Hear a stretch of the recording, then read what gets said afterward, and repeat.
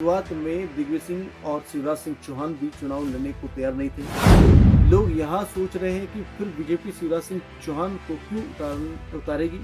कांग्रेस के एक नेता का दावा है कि दिग्विजय सिंह हमेशा कांग्रेस पार्टी के वफादार सिपाही रहे हैं।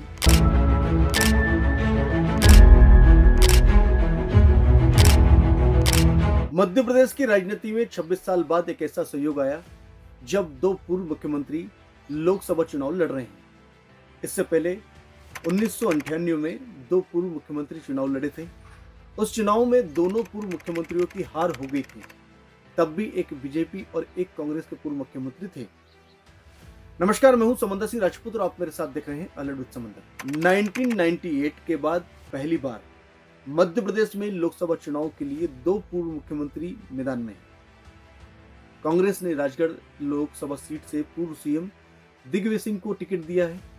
बीजेपी ने विदिशा से पूर्व सीएम शिवराज सिंह चौहान को मैदान में उतारा है। इन दोनों लोकसभा क्षेत्रों में 7 मई को तीसरे चरण में वोटिंग होनी है।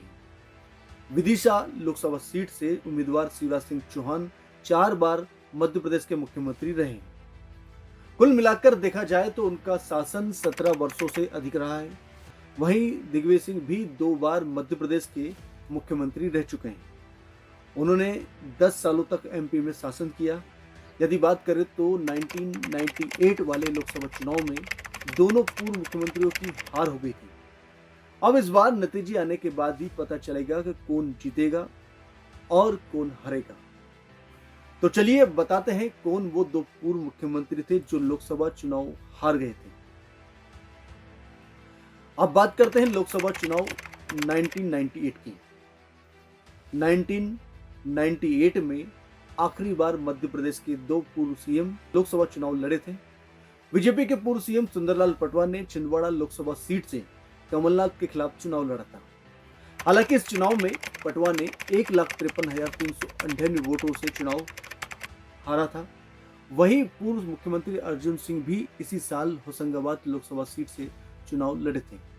वहां बीजेपी के सरताज सिंह से 68,981 वोटों के अंतर से हार गए। बताया जाता है कि शुरुआत में दिग्विजय सिंह और शिवराज सिंह चौहान भी चुनाव लड़ने को तैयार नहीं थे। विदिशा लोकसभा सीट से बीजेपी के दिग्गज नेता चुनाव लड़ते रहे हैं। यहां माना जाता है कि बीजेपी से उतरने वाला कोई भी शख्स विदिशा से सांसद बन सकता है। लोग यहां सोच रहे हैं कि फिर बीजेपी शिवराज सिंह चौहान को क्यों उतारेगी, जो प्रदेश में बीजेपी का सबसे बड़ा लोकप्रिय चेहरा है। कयास है कि कमलनाथ के गढ़ छिंदवाड़ा में पार्टी किसी बड़े चेहरे को मौका देगी। बीजेपी के एक नेता ने इसके पीछे का एक तर्क दिया कि पार्टी ने अभी राज्य के मुख्यमंत्री को बदला है। मोहन यादव अभी भी राजनीति के बुनियादी सिद्धांतों को सीख रहे हैं, जो एक मुख्यमंत्री के लिए जानना जरूरी है। इन परिस्थितियों में पार्टी ने शिवराज सिंह चौहान को एक सुरक्षित सीट दी है। इससे वह राज्य की 28 अन्य सीटों पर प्रचार के लिए स्वतंत्र रहेंगे। पार्टी ने उन्हें लोकसभा चुनाव के लिए एमपी में स्टार प्रचारक भी बनाया है। वहीं कांग्रेस ने शिवराज सिंह चौहान के खिलाफ अनुभवी नेता भानु प्रताप शर्मा को चुनावी मैदान में उतारा है, क्योंकि वहां यहां के पहले सांसद रह चुके हैं भानु प्रताप सिंह। अब बात करते हैं पूर्व मुख्यमंत्री दिग्विजय सिंह की। पूर्व सीएम दिग्विजय सिंह राजगढ़ लोकसभा सीट से चुनाव लड़ रहे हैं। इसे लेकर कांग्रेस के एक विधायक ने तर्क दिया है कि दिग्विजय सिंह चुनावी राजनीति से सम्मानजनक निकास के लिए यहां चुनाव लड़ रहे हैं। उन्होंने कहा है कि भोपाल में हार के बाद भी दिग्विजय सिंह लड़ रहे हैं ताकि वहां एक विजेता के रूप में राजनीति से संन्यास ले सकें। भोपाल लोकसभा सीट से वहां 2003 और 2019 में हार चुके हैं। इस बार वहां इसे मिटाना चाहते हैं। टिकट की घोषणा के बाद वह राजगढ़ लोकसभा क्षेत्र में पार्टी के कार्यकर्ताओं और नेताओं के साथ बैठकें इस समय कर रहे हैं। पहले यह माना जा रहा था कि वह अपने भतीजे और पूर्व मंत्री प्रियव्रत सिंह की उम्मीदवारी के लिए जमीन तैयार कर रहे हैं, लेकिन कांग्रेस पार्टी ने उन्हें ही उम्मीदवार बनाया है। कांग्रेस के एक नेता का दावा है कि दिग्विजय सिंह हमेशा कांग्रेस पार्टी के वफादार सिपाही रहे हैं। वह हर निर्देश का पालन करते हैं। पिछले 40 सालों से एक योद्धा की तरह पार्टी के आदेशों का पालन कर रहे हैं।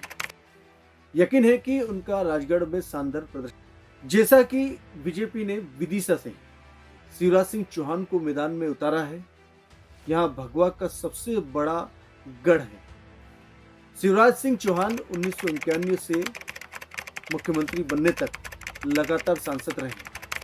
पहली बार वहां पूर्व प्रधानमंत्री अटल बिहारी वाजपेयी की सीट छोड़ने के बाद चुनाव लड़े थे।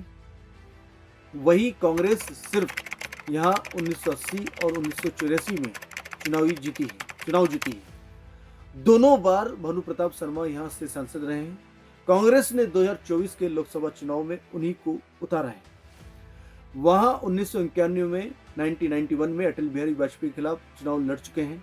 वहीं पूर्व विदेश मंत्री सुषमा स्वराज यहां से 2009 और 2014 में सांसद रह चुकी है। यहां बीजेपी की सबसे सुरक्षित सीट मानी जाती है। अब राजगढ़ लोकसभा सीट पर 32 साल बाद दिग्विजय सिंह की वापसी हुई है। वहां 1984 में यहां से पहली बार सांसद चुने गए थे। 1989 में चुनाव हार गए थे और 1991 में फिर से चुन लिए गए थे। इसके बाद 93 में दिग्विजय सिंह मुख्यमंत्री बने तो उन्होंने यहां सीट छोड़ दी। इसके बाद उनके भाई लक्ष्मण सिंह उपचुनाव जीत गए। लक्ष्मण सिंह इस सीट से 3 बार सांसद रहे। एक बार वहां बीजेपी में भी गए और 2014 और 2009 में इस सीट से बीजेपी उम्मीदवार रोडमल नागर को जीत मिली है। दिग्विजय सिंह के खिलाफ भी वही उम्मीदवार हैं। अब देखना इस दिलचस्प होगा कि इस बार कौन जीतता है और कौन हारता है, क्योंकि 26 साल पहले भी वो 2 पूर्व सीएम लोकसभा चुनाव लड़े थे और लोकसभा चुनाव में दोनों की हार हुई थी। अब 2 पूर्व मुख्यमंत्री शिवराज सिंह और दिग्विजय सिंह लड़ रहे हैं। आज के समंदर अलर्ट में फिलहाल इतना ही। फिर मिलेंगे नई अपडेट के साथ, तब तक के लिए दीजिए इजाजत। नमस्कार।